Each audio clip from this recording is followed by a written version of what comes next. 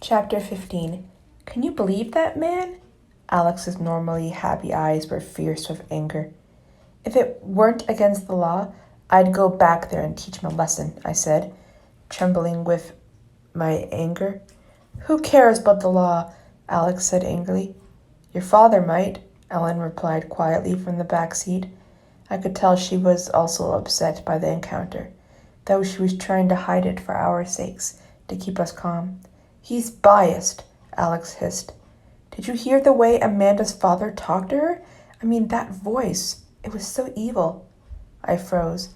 And the way he treats those dogs? I bet he doesn't treat Amanda any better. Alex raged on. Her knuckles were white as she gripped the steering wheel. I oughta hit him until he cries, that evil, evil man. What's the matter, Claire? Ellen asked, noticing my tense frame. His voice was familiar, that's all. It was like I've heard it before. I put emphasis on the last words. She frowned, thinking about my words. Maybe you heard it in town? Alex suggested, giving us a funny look. He preaches on the corner every Saturday. No, I said, staring at Ellen, more like at school and in the woods. Ellen's eyes widened as what I was saying registered. You mean out in the woods with those scary people you told me about? He was the evil man? She was trying hard not to freak out, but I could see her fear. In the woods? Alex asked, totally confused. I faced the front and focused on the road. I could be wrong. Alex glanced at Ellen in the rearview mirror and muttered, Uh-huh. We were all silent then, figuratively speaking. Alex's anger at what we had witnessed and her confusion at my reaction pounded through my brain. Ellen was trying to think about other things, so she wouldn't worry me with her worry. Sam's face kept popping into my brain, making it difficult to concentrate on what I had just learned. I scowled at her and she slowly blushed. The images of Sam faded as she started repeating nursery rhymes. I thought about the man's voice again. While it had been slurred from the alcohol, the quality had been the same. The way the voice had made the hair on my arm stand on end and the irrational fear and anger were the same. There was no mistaking it. I had to tell Daniel or someone from his family. Was someone following us? Daniel said they were keeping an eye on us. Maybe they had heard the voice as well. But had they connected it to the man in the forest? Had they even shared the memory? I picked up my necklace and looked out at the trees flashing past. Poor Amanda. Her father had caused Ryan Holt's death, and I knew he wanted me dead. What would he do to his own child? A child, I bet, who reminded him of the wife who had left him. A child he resented. I have to go home and finish my homework, or else I'd come in, Alex said into the silence. I looked up and blinked, startled to see we were home. Her thoughts were less angry now, as compassion and helplessness for Amanda's situation swirled around in her brain. She had arrived at the same compassion I felt, though she wasn't aware of the true extent of his evil. I unbuckled my seatbelt. Thanks for driving us. Thanks for coming with me, she replied. I got out and waited for Ellen. Ellen stared at Alex's reflection, hesitating. You don't mind that your dad asked me out to dinner this Friday, do you? Ellen blurted out finally. Alex started laughing at the question and the expression on Ellen's face. It was so fretfully worried, it was difficult not to laugh. It relieved some of the tension we had all been feeling. No, I don't mind. Who do you think has been suggesting he asked you out before some other guy got the idea? Alex paused, realizing how that sounded. I mean, he's been really nervous about it. He thinks the world of you, and I know he hasn't really dated anyone since. She bit her lip. He just doesn't want to mess anything up. Well, that makes two of us. Ellen smiled and crawled out of the back seat. Thanks. Sure. We waved and watched Alex barrel off down the street like a bat out of hell. As soon as she was gone, all the bad feelings fell on top of me like Dorothy's house had fallen into Oz. Knowing who the human was the Watchers were using to gather information and track me didn't make me feel better. It made me feel worse. I knew Amanda. I felt sorry for her and I empathized with her. Now I had found out her dad wanted me dead. I shivered. Ellen wrapped her arm around my waist. Your friends might have some answers to what we learned. They might know how to deal with this. Deal sounded ominous, even coming from her. There was no escaping what she meant. My voice was fierce when I answered. I don't want Amanda's dad to get hurt. I don't want him near me, but I don't want him hurt. Why? I hesitated. I saw how much Daniel punished himself. It was a constant thing. He had half hoped I would leave when I had learned about the others tracking me, so he could continue his self-inflicted punishment. It was why he was afraid, but I would protect him from killing. There had to be a solution to this somewhere. If I could just understand why they were tracking me and why they were so interested in studying me, then I could understand how to protect Daniel. There had to be another way beyond killing Mr. Nicholas and fighting with the Seekers. There had to be. I just wasn't seeing it. Ellen was waiting for me to answer her. Somehow we had gotten inside and up the stairs. What was the question again? I asked. Never mind, Ellen said. I think I know the answer. Okay, I said. I'm going to go upstairs and pretend I don't have a target painted on my back. I guess I'll see you in the morning then. Ellen knew that when I retreated to my lair, it meant I was in for some heavy thinking, and I wouldn't resurface until I had found some answers. Before, my lairs had always consisted of deserted places tucked away in buildings no one ever bothered with, but now I had a place that was my very own, and it wasn't trespassing. Kay, I said. She smiled at me and went into her bedroom, thinking she would run a bath and read a book. It calmed her when she was worried. I didn't need to tell her that a bath would do little to calm what we had to worry about. I crossed the hall and shut my door, treading heavily up the dark wooden stairs and wondering how much more of this tension I could take. I felt like I had no control. I felt that despite what I was learning about my life and my role in this world I had come to accept, nothing made any sense. Everything felt flipped on its side. I stood in the middle of my room for a moment, trying to decide what to do but my tension. If I sat up here and dwelled on what I had just learned, I would get angry. If I got angry, I might be tempted to do something stupid, or I would be a complete nervous wreck when Daniel arrived, which wouldn't make our time together fun.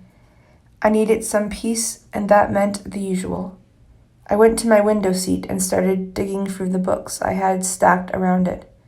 From the outside, the books looked like a moat defending the window seat from trespassers. I shifted the last book, but what I was after wasn't there. I dug around on the seat and was rewarded when my fingers hit something plastic. I pulled my iPod out with a triumph grunt, feeling happy I hadn't broken it like I had the last one. I selected the song I wanted and felt myself relax. Singing with the music, I took Daniel's jacket off and changed into a t-shirt and plaid pajama bottoms. Once I was comfortable, I picked Daniel's jacket back up and went over to my bed to wait. I had a long evening and night to get through, but I had music and Daniel's jacket and a feeling of expectation to keep me company. I hoped it would be enough to keep the bad thoughts and the fear away. Maybe this time would cooperate with me. Hands lightly brushed against my hair and removed the earbuds from my ears. I woke with a start, wondering what had happened and why it was dark outside. I pushed the hands away in panic, Mr. Nicholas's voice rushing into my head.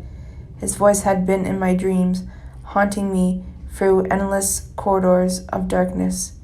darkness that was a direct result of murder and fear. Shh, Daniel whispered. Your mom is still up reading. I put a hand to my chest and took a deep breath. He had come. A part of me had doubted he would. I looked around the dark room. I must have fallen asleep. Really? He smiled. I thought you were snoring for another reason. I sat up. I don't snore, I said half-heartedly, knowing I did. Sure you don't, and horses are green. Hey man, I've seen The Wizard of Oz like 10 times. I'm fairly sure those horses were green. He chuckled quietly and sat down next to me. I've never seen anyone as happily unconscious as you just were, especially when listening to music that loud. It was kind of hysterical. I made a face as I shifted to give him more room. Music helps me relax. The louder the better. You were listening to one of my favorite songs, he admitted. You like Eric Clapton? Yep. His eyes left mine and looked around the room. We were silent for a moment, but it wasn't an awkward silence. It was the kind of silence I had come to expect when I was around him, peaceful and familiar. Then Daniel tensed, and his mood shifted. When he spoke, he sounded worried and a little angry. Jackson said you went to Amanda's house this afternoon. I did, I said. I thought we agreed no more dangerous stunts. No, we agreed I wouldn't go in the woods. Besides, it wasn't dangerous. Ellen and Alex were with me. Do you realize how little that means? Do you have any idea how easily I could kill them? Kill you? Those seekers were out there distracting Beatrice and me. What if they have more allies? Seekers are humans we can't see?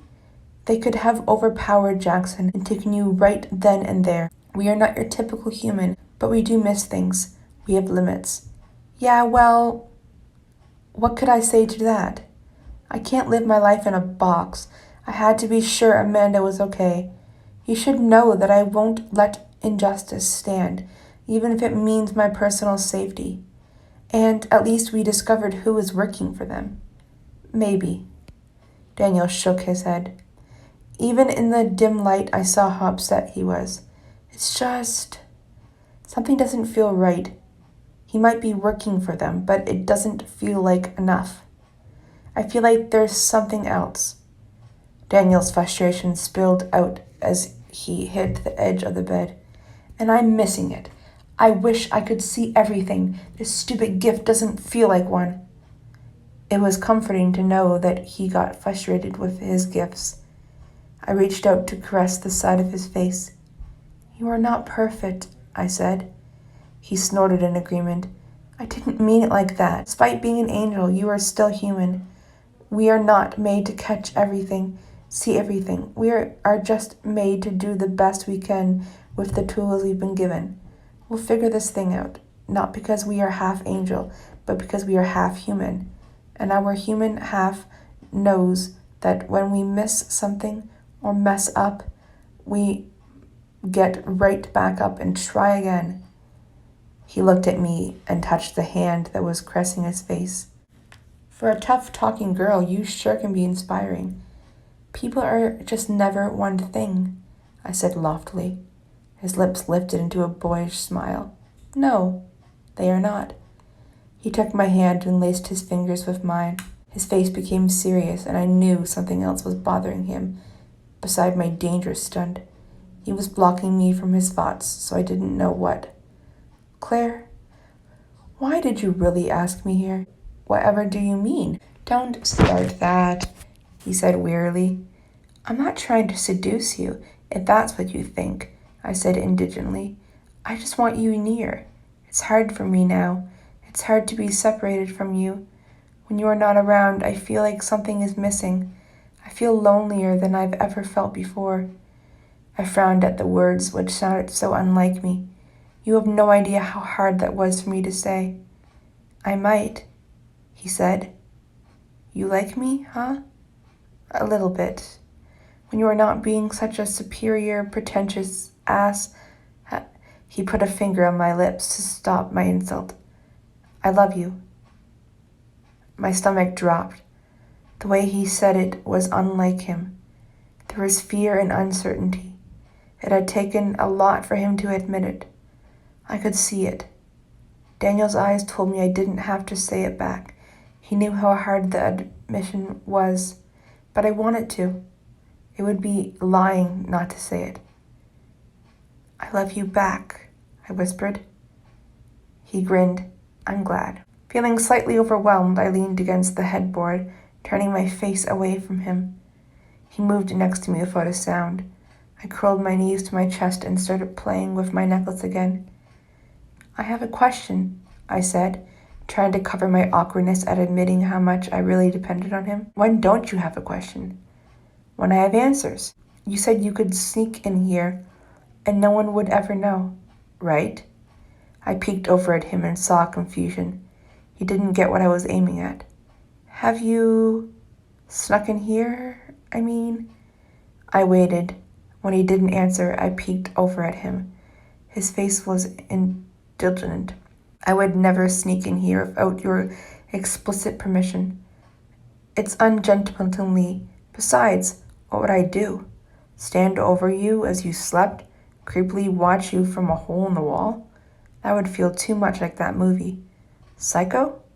I offered. Exactly. We started laughing. You definitely have permission, provided you stay away from rocking chairs, I told him. Done. He wrapped his arm around me, and I snuggled in close. What? I hesitated, not wanting to ruin the moment, but needing to ask. What are we going to do about Amanda's dad? He took a deep breath, and his expression hardened. Tomorrow, I'm going to go have a talk with him. I'm coming. Absolutely not. Fine.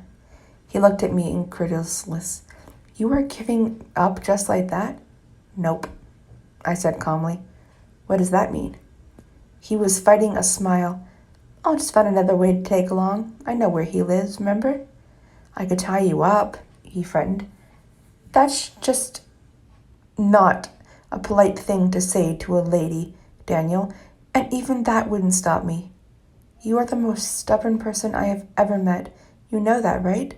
He asked irritably. How on earth could I possibly know that? I retorted. Point made.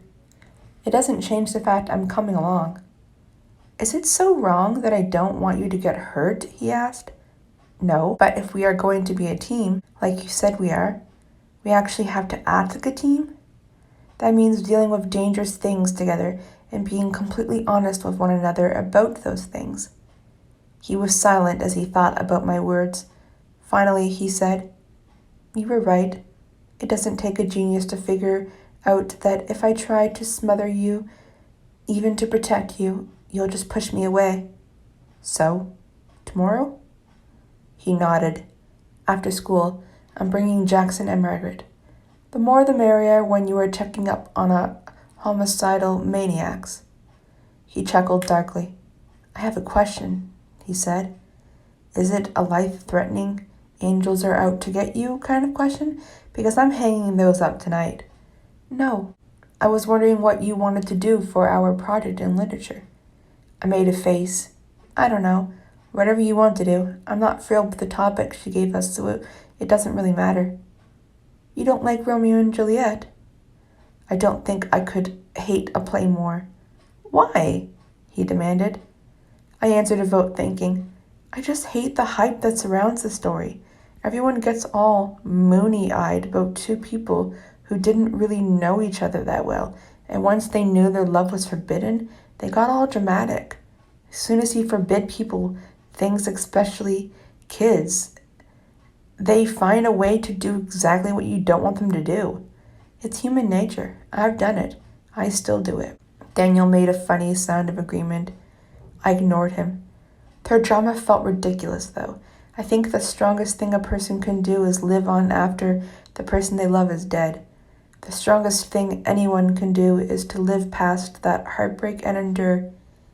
If you can do that, you honor the memory of the person you loved. You honor their life. Besides, I'd rather go out fighting for a cause, fighting for the person I loved. Daniel's eyes were wide. I think if I live a million years, I will never be able to predict the things you say. I hope you don't. I said smugly. I think you may be overthinking the play. Shakespeare was just trying to prove that love is worth dying for. The length of time they knew each other doesn't matter. I suppose so, I replied. I just prefer scary stories, Poe or Stephen King. They have morals to their lessons but are less preachy about it. You just like to be scared, he said. That too. Freak, he teased. Most days, I agreed. I don't think you've ever really seen scary. He paused, then added, not the real kind. He was talking about the other watchers and the deaths and murders he had witnessed and taken part in. Your face is scary enough, I joked. I knew reality was scary. I knew plenty. Daniel rolled over so his body pinned mine and looked into my eyes. Really? So you don't want me to kiss you then? Absolutely not. He kissed me anyway. I didn't want him to stop, but he did. He rested his forehead on mine for a moment. His body trembled as much as mine. He rolled away, and we both stared at the ceiling. There was another moment of silence, then less peaceful silence. Why was he so scared of kissing me like that? To break the tension-filled silence, I asked the first question that popped into my head. It was a question I had been curious about for a month. Daniel? Why did you run down the street naked? You know, that time when the nuns saw you? He grinned sheepishly. I lost a bet to Jackson. Oh, what was the bet? You know, I don't even remember. For some reason, I found this hilarious. I started laughing at him. When he shushed me to keep Ellen from hearing us, I started laughing harder. The more exasperated his face got, the harder I laughed. Giving up, he started laughing as well, the bed creaking with our poorly concealed chuckles. We kept shushing each other, and each time we did, we laughed even harder. Our laughter led to other stories of his past, other funny moments, and I felt my fears relax. There would be time enough to worry later. The world stopped as our laughter and our stories became the only real thing in the world.